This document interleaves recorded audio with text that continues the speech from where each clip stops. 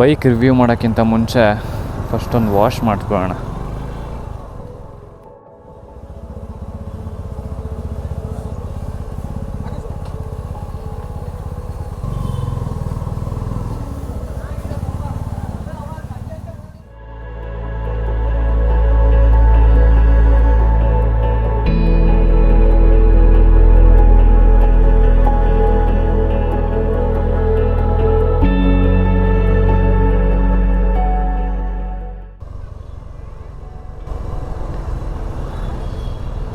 Washing ಎಲ್ಲ ಆಯಿತು. ಸದ್ಯ ಇವಾಗ ಪ್ರಾಪರ್ ರಿವ್ಯೂ ಮಾಡ್ಬೋದು.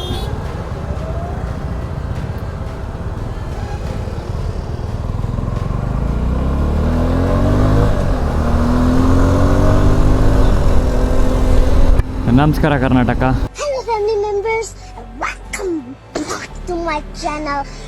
ಈ ಬ್ಲಾಗಲ್ಲಿ ಏನಿರುತ್ತೆ ಅಂತ ಅಂದರೆ ನನ್ನ ಗಾಡಿ V-Strom 250ನ ಡೀಟೇಲಾಗಿ ರಿವ್ಯೂ ಮಾಡ್ತಾಯಿದ್ದೀನಿ. ರಿವ್ಯೂ ಅಂತ ಅಂದರೆ ಸ್ಪೆಸಿಫಿಕೇಷನ್ ಪ್ಲಸ್ ಏನಕ್ಕೆ ಈ ಬಜೆಟಲ್ಲಿ ನಾನು ಇದೇ ಗಾಡಿನ ಚೂಸ್ ಮಾಡಿದೆ ಅನ್ನೋ ಪ್ರಶ್ನೆಗೆ ಉತ್ತರ ಕೊಡೋದಕ್ಕೆ.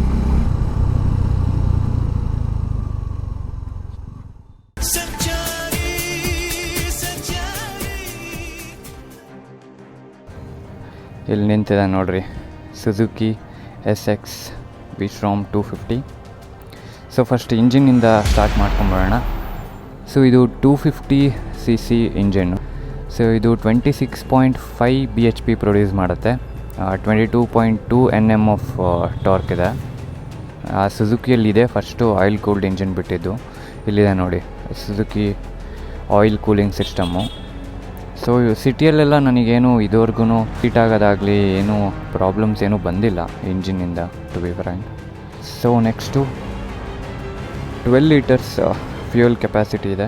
ಆರಾಮಾಗೆ 400 ಕಿಲೋಮೀಟರ್ಸ್ ಪ್ಲಸ್ ಆರಾಮಾಗೆ ರೇಂಜ್ ಸಿಕ್ಕಿದೆ ನನಗೆ ಇದುವರೆಗೂ. ಸೊ ಸಸ್ಪೆನ್ಷನ್ ಬಗ್ಗೆ ಮಾತಾಡೋದಾದರೆ ರೇರ್ ಸಸ್ಪೆನ್ಷನ್ ನಮಗೆ ಮೋನೋ ಶಾಕ್ಸ್ ಕೊಟ್ಟಿದ್ದಾರೆ, ಫ್ರಂಟು ಟೆಲಿಸ್ಕೋಪಿಕ್ ಕೊಟ್ಟಿದ್ದಾರೆ. ಸೊ ಇದು ಟ್ರಾವೆಲ್ ಏನೂ ಇಲ್ಲ, 120 mm ಟ್ರಾವೆಲ್ ಇದೆ ಅಷ್ಟೇ. ಆ್ಯಕ್ಚುಲಿ ಅಡ್ವೆಂಚರ್ ಬೈಕ್ಸಿಗೆ ಸಸ್ಪೆನ್ಷನ್ ಟ್ರಾವೆಲ್ ಜಾಸ್ತಿ ಇರಬೇಕು. ಇದೊಂದೇ ಡೌನ್ ಗ್ರೇಡ್ ಅಂತ ಅನ್ಸೋದು, ಯಾಕಂದರೆ ಇದು ಪ್ರಾಪರ್ ಅಡ್ವೆಂಚರ್ ವೆಹಿಕಲ್ ಅಲ್ಲ, ಸ್ಪೋರ್ಟ್ಸ್ ಟೂರಿಂಗ್ ವೆಹಿಕಲ್ ಆಗಿರೋದ್ರಿಂದ ಸ್ವಲ್ಪ ಸಸ್ಪೆನ್ಷನ್ ಸ್ಟಿಫಾಗಿ ಇಟ್ಟಿದ್ದಾರೆ. ಯಾಕಂತ ಅಂದರೆ ನೀವು ಹೈವೇಯಲ್ಲಿ ಒಂದು 130, 140 ರೇಂಜಿಗೆಲ್ಲ ಕ್ರೂಸ್ ಮಾಡ್ತಿರ್ಬೇಕಾದ್ರೆ ಕಾರ್ನರಿಂಗ್ ಎಲ್ಲ ಬಂದಾಗ ಸ್ವಲ್ಪ ಸ್ಟೆಬಿಲಿಟಿ ಜಾಸ್ತಿ ಇರಲಿ ಅನ್ನೋ ಉದ್ದೇಶಕ್ಕೆ ಕೊಟ್ಟಿರೋದದು. ಬ್ರೇಕ್ಸ್ ಬಗ್ಗೆ ಹೇಳೋದಾದರೆ ರೇರ್ ನಮಗೆ 220 mm ಡಿಸ್ಕ್ ಕೊಟ್ಟಿದ್ದಾರೆ, ಫ್ರಂಟು 300 mm ಕೊಟ್ಟಿದ್ದಾರೆ. ಸೊ ಡ್ಯುಯಲ್ ಚಾನಲ್ ABS ಬರುತ್ತೆ, ಅದೊಂದು ಸೇಫ್ಟಿ ಫೀಚರ್ ಅಂತಲೇ ಹೇಳ್ಬೋದು. ಬ್ರೇಕ್ಸಿನ ಪರ್ಫಾರ್ಮೆನ್ಸ್ ಎಲ್ಲ ಸಖತ್ ಕಾನ್ಫಿಡೆನ್ಸ್ ಕೊಡುತ್ತೆ. ಈ CCಗೆ ಇಷ್ಟು ವೆಯ್ಟ್ ಇರೋ ಗಾಡಿಗೆ ಸ್ಟಾಪಿಂಗ್ ಪವರ್ ಸಖತ್ತಾಗೇ ಇದೆ, ಸಫಿಷಿಯೆಂಟ್ ಏನೋ. ಸೊ 6 ಸ್ಪೀಡ್ ಟ್ರಾನ್ಸ್ಮಿಷನ್ ಸಿಗುತ್ತೆ ನಮಗೆ ಇದರಲ್ಲಿ. ಇದ್ರ ಇನ್ಸ್ಟ್ರೂಮೆಂಟಲ್ ಕ್ಲಸ್ಟರಿಗೆ ಬರೋದಾದರೆ ಸೊ ನಾರ್ಮಲಾಗಿ ಇಲ್ಲಿ ಎಷ್ಟು ಸ್ಪೀಡಲ್ಲಿ ಹೋಗ್ತಿದೆ ಅಂತ ತೋರಿಸ್ತದೆ km/h. ಸೊ ಇದರಲ್ಲಿ ಟ್ರಿಪ್ A ಮತ್ತು ಟ್ರಿಪ್ B ನಾವು ಸೆಲೆಕ್ಟ್ ಮಾಡ್ಕೊಬೋದು. ಸೊ ಟ್ರಿಪ್ B ಇದೆ, ಅದ್ರದ್ದು ಪ್ರತಿಯೊಂದು ಟ್ರಿಪ್ಪಿಂದು ಆ್ಯಾವ್ರೇಜ್ km/l ಮೈಲೇಜ್ ಕೂಡ ಶೋ ಆಗುತ್ತೆ. ಇಲ್ಲಿ ಟೈಮ್ ಕೊಟ್ಟಿದ್ದಾರೆ, ಫ್ಯೂಯಲ್ಲು. ಸೊ ಇದಕ್ಕೆ ಸುಜುಕಿ ಆ್ಯಪ್ ಕೂಡ ಇದೆ, ಕನೆಕ್ಟ್ ಮಾಡಿಕೊಂಡ್ರೆ ಅದು ಡೈರೆಕ್ಷನ್ ಎಲ್ಲ ತೋರಿಸುತ್ತೆ ಎಷ್ಟು ಮೀಟರಲ್ಲಿ ಲೆಫ್ಟ್ ರೈಟ್ ತೊಗೊಬೋದು ಅಂತ. ಬಟ್ ನನಗೇನೋ ಅದು ಅಷ್ಟೊಂದು ಯೂಸ್ಫುಲ್ ಫೀಚರ್ ಅಂತ ಅನ್ನಿಸ್ಲಿಲ್ಲ, ಯಾಕಂದರೆ ಫೋನಿಗೆ ಕನೆಕ್ಟ್ ಮಾಡ್ಕೊಂಡಿರಬೇಕು. ಸೊ ವಾಟ್ಸಪ್ಪು ಕಾಲು ಏನೇ ಬಂದರೂ ಇಲ್ಲಿ ನೋಟಿಫಿಕೇಷನ್ ಬರುತ್ತೆ, ಅದೊಂದು ಗುಡ್ ಫೀಚರು.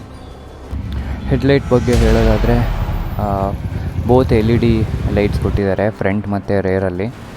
ಆ್ಯಕ್ಚುಲಿ ನಾನು ನೈಟಲ್ಲೆಲ್ಲ ನೋಡಿದ್ದೀನಿ, ಇದು ಏನೂ ಸಫಿಷಿಯೆಂಟ್ ಆಗೋಲ್ಲ. ಅಂದರೆ ಯಾವ ಕಾರಣಕ್ಕೂ ಇದರಲ್ಲಿ ಟೂರಿಂಗ್ ಎಲ್ಲ ಮಾಡೋಕ್ಕೆ ಸಾಧ್ಯನೇ ಇಲ್ಲ, ಎಕ್ಸ್ಟ್ರಾ ಅಸೆಸರಿ ಲೈಟ್ಸ್ ಹಾಕಲೇಬೇಕು. ನಾನು ಪ್ಲ್ಯಾನ್ ಮಾಡ್ತಾಯಿದ್ದೀನಿ, ಇನ್ನು ಸ್ವಲ್ಪ ದಿನಗಳಲ್ಲೇ ಹಾಕಿಸ್ಬೇಕು. ಬ್ಲ್ಯಾಕ್ ಮಾಡಿಸಿದ್ದೀನಲ್ಲ, ಇದು ಸ್ಟಿಕರಿಂಗ್ ಮಾಡಿಸಿರೋದು, ಸ್ವಲ್ಪ ಸ್ಪೋರ್ಟಿ ಲುಕ್ ಇರಲಿ ಅಂತ. ಅದಾದಮೇಲೆ ಇದ್ರದ್ದು ಸೀಟ್ ಹೈಟು 800 mm ಇದೆ, ಗ್ರೌಂಡ್ ಕ್ಲಿಯರೆನ್ಸ್ ಬಂದು 165 mm ಬರುತ್ತೆ. ಸೊ ನಾನು 5'11" ಇದ್ದೀನಿ, ಬಟ್ ನನಗೆ ಎರಡು ಪೂರ್ತಿ ಫ್ಲ್ಯಾಟ್ ಫುಟ್ ಮಾಡೋಕ್ಕಾಗಲ್ಲ, ಸ್ವಲ್ಪ ಟೋವಲ್ಲೇ ಅಡ್ಜಸ್ಟ್ ಮಾಡಬೇಕಾಗತ್ತೆ. ಬಟ್ ರೈಡಿಂಗ್ ಮಾಡ್ತಾ ಏನೂ ಪ್ರಾಬ್ಲಮ್ ಅನಿಸಲ್ಲ. ಸೊ ಟ್ರಾಫಿಕಲ್ಲಿ ಸ್ವಲ್ಪ ನಿಮಗೆ ಗೊತ್ತಲ್ಲ, ಸ್ವಲ್ಪ ಅನ್ಕಂಫರ್ಟಬಲ್ ಆಗುತ್ತೆ, ಬಟ್ ಓಕೆ. ಸೊ ನನ್ನ ಹಳೆ ವೀಡಿಯೋಸ್ ನೀವು ನೋಡಿದರೆ ಅದರಲ್ಲಿ ನಾನು ಮೆನ್ಷನ್ ಮಾಡಿದ್ದೀನಿ, ನಾನು ತೊಗೊಂಡಿದ್ದು ಪ್ರೀ ಓನ್ಡ್. ಅಂದರೆ ನಾನಿವಾಗ ಸೆಕೆಂಡ್ ಓನರು. 6000 ಏನೋ ರನ್ ಆಗಿತ್ತು. ಸೊ ನನ್ನ ಬಡ್ಜೆಟ್ ಇದ್ದಿದ್ದು 2,50,000 ರೇಂಜಲ್ಲಿ ನಾನು ನೋಡ್ತಾ ಇದ್ದೆ. ಹೊಸ ಬೈಕೆ ತೊಗೊಳ್ಳೋಣ. ನನ್ನ ಲಿಸ್ಟಲ್ಲಿ ಇದ್ದಿದ್ದೆ ವಿ ಸ್ಟ್ರಾಮು.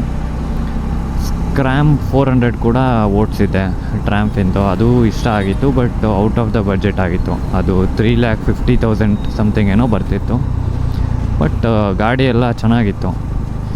ನಾನು ಬಡ್ಜೆಟ್ ಇವಾಗ ಎಕ್ಸ್ಟೆಂಡ್ ಮಾಡೋದು ಬೇಡ ಅಂತ ಪ್ರೀ ಓನ್ಡಲ್ಲಿ ಕೂಡ ನೋಡಿದೆ.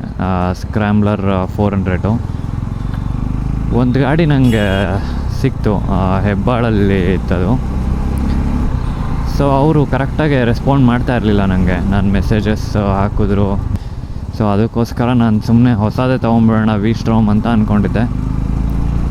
ಬಟ್ ಪ್ಲ್ಯಾನಿಂಗ್ ನಡೀತಾ ಇದ್ದೋ ಟೈಮಲ್ಲೇ ಈ ಬೈಕಿನ ಆ್ಯಡ್ ನೋಡಿದೆ ನಾನು ಫೇಸ್ಬುಕ್ ಮಾರ್ಕೆಟ್ ಪ್ಲೇಸಲ್ಲಿ.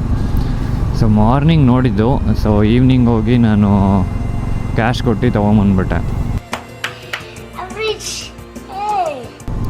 ಸೊ ಈ ಥರ ಕಮ್ಮಿ ಓಡಿರೋ ಗಾಡಿ ಬೇಗ ಸೆಲ್ ಆಗಿಬಿಡತ್ತೆ, ಅದೇ ಒಂದು ಪ್ರಾಬ್ಲಮ್ಮು.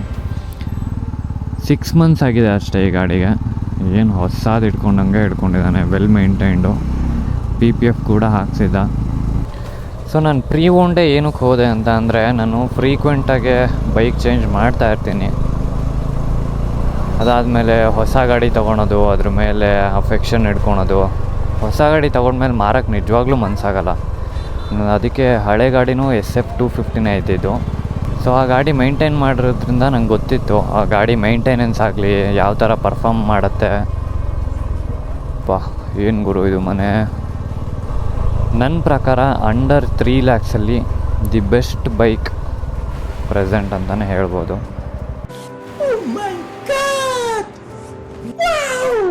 ಸೊ ಇದ್ರದ್ದು ಎಫಿಷಿಯನ್ಸಿ ಎಲ್ಲ ನೋಡೋದಾದರೆ, ನಾನು ರೀಸೆಂಟಾಗಿ ಶಿವಮೊಗ್ಗಕ್ಕೆ ಹೋಗಿ ಬಂದೆ. ಒಂದು 38 ತನಕನೂ ಕೊಟ್ಟಿದೆ ಮೈಲೇಜು. ಸೊ 250cc ಅದು ಮೋರ್ ದ್ಯಾನ್ ಎನಫ್ ಅಂತಲೇ ಹೇಳ್ಬೋದು.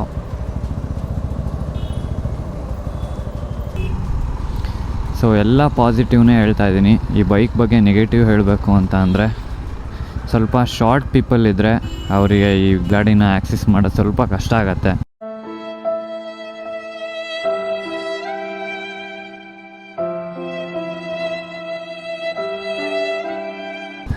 ಅಂದರೆ 5'8" ಎಲ್ಲ ಇದ್ದಾರೆ ಅಂತ ಅಂದರೆ, ಇದರಲ್ಲಿ ಸೀಟ್ ಕಮ್ಮಿ ಮಾಡೋ ಆಪ್ಷನ್ ಕೂಡ ಇದೆ ಸುಜುಕಿಯಲ್ಲಿ, ಬಟ್ ನಾನು ಚೆಕ್ಔಟ್ ಮಾಡಿಲ್ಲ ಅದು. ಅದಾದಮೇಲೆ ಹೆಡ್ಲೈಟ್ ವಿಸಿಬಿಲಿಟಿ ಏನಂದರೆ ಏನೂ ಇಲ್ಲ. ಲಾಂಗಲ್ಲೆಲ್ಲ ಹೈವೇ ನೈಟ್ ರೈಡ್ಸ್ ಯಾರ್ಯಾರು ಮಾಡ್ತೀರಾ ಅವರಿಗೆ ಆಕ್ಸೆಸರಿ ಲೈಟ್ಸ್ ಹಾಕ್ಸ್ಲೇಬೇಕು. ಇನ್ನು ಡೌನ್ ಗ್ರೇಡ್ ಅಂತ ಹೇಳೋದಾದರೆ ಸ್ವಲ್ಪ ಓವರ್ ಪ್ರೈಸ್ಡ್ ಅಂತ ಅನಿಸತ್ತೆ ನನಗೆ. ಯಾಕಂದರೆ 2,80,000 ಕೋಟ್ ಮಾಡ್ತಿದ್ದಾರೆ ಇದಕ್ಕೆ. ನಾನು ತೊಗೊಬೇಕಾದ್ರೆ ಅದೇ ರೇಟ್ ಇತ್ತು. SF 250 ನಮಗೆ 230 ರೇಂಜಿಗೆ ಬರುತ್ತೆ. ಇನ್ನು 50,000 ಯಾಕಂದರೆ ಇವರು ಇಂಜಿನ್ನು ಸೇಮ್ ಹಾಕಿದ್ದಾರೆ, ಸಸ್ಪೆನ್ಷನ್ ಕೂಡ ಸೇಮ್ ಇದೆ. ಏನು ಅಂತ ಅಂದರೆ ಫ್ರೇಮ್ ಡಿಫ್ರೆಂಟ್ ಹಾಕಿದ್ದಾರೆ. ಸೊ ಆ 50,000 ಗ್ಯಾಪ್ ನನಗೇನು ಫುಲ್ಫಿಲ್ ಮಾಡ್ತಿಲ್ಲ. ಇನ್ನು ಇಂಪ್ರೂವ್ ಮಾಡ್ಬೋದು ಈ ಗಾಡಿನ. ಸ್ವಲ್ಪ ಹೈ ಎಂಡ್ ಸಸ್ಪೆನ್ಷನ್ ಹಾಕ್ಸಿದ್ರೆ. ನಾನು BMW GS 310 ಏನು ಸಸ್ಪೆನ್ಷನ್ ಇದೆಯಲ್ಲ ಅದೇ ಸೆಟಪ್ನೇ ಹಾಕೋಣ ಅಂತ ಯೋಚನೆ ಮಾಡ್ತಾಯಿದ್ದೀನಿ. ಫ್ರಂಟು ಡಯಾಮೀಟರ್ ಒಂದು ಚೆಕ್ ಮಾಡಬೇಕು ನಾನು, ಮುಂದೆ ಸೇಮ್ ಇದೆಯೋ ಇಲ್ವೋ ಅಂತ. ಆಮೇಲೆ ಲೆಂತ್ ಸೇಮ್ ಆಗುತ್ತೋ ಇಲ್ಲೋ ಅಂತಲೂ ಚೆಕ್ ಮಾಡಬೇಕು. ಸೊ ಅದನ್ನು ನಾನು ಅಪ್ಡೇಟ್ ಮಾಡ್ತೀನಿ. ಸೊ ಯಾರ್ಯಾರು ಈ ಗಾಡಿ ತೊಗೊಬೋದು ಅಂತ ಅಂದರೆ, ಅಡ್ವೆಂಚರ್ ಟೂರಿಂಗ್ ಜಾಸ್ತಿ ಮಾಡ್ತೀನಿ, ಸ್ವಲ್ಪ ಬಡ್ಜೆಟಲ್ಲಿ ಮಾಡಬೇಕು ನಾನು. ಲಾಂಗ್ ಟರ್ಮಿಗೆ ನಾನು ಗಾಡಿ ಹಿಡ್ಕೊತೀನಿ ಅಂದರೆ ತೊಂದರೆ ಏನೂ ಕೊಡೋಲ್ಲ ಇದು. Suzuki known for it's reliability.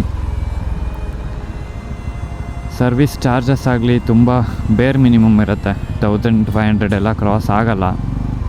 5,000 ಕಿಲೋಮೀಟರ್ಸಿಗೆ ಸರ್ವಿಸಿಗೆ ಬಿಡಬೇಕಾಗತ್ತೆ.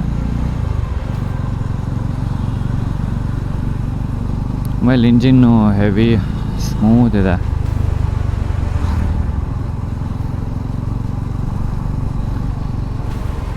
So that's it for this video. Hope you enjoyed it. ಈ ವಿಡಿಯೋ ನಿಮಗೆ ಇಷ್ಟ ಆಗಿದ್ದರೆ ಲೈಕ್, ಶೇರ್ ಮತ್ತು ಕಮೆಂಟ್ ಮಾಡಿ. ಹಾಗೆ ಚಾನಲಿಗೆ ಸಬ್ಸ್ಕ್ರೈಬ್ ಮಾಡ್ಕೊಂಡಿರಿ.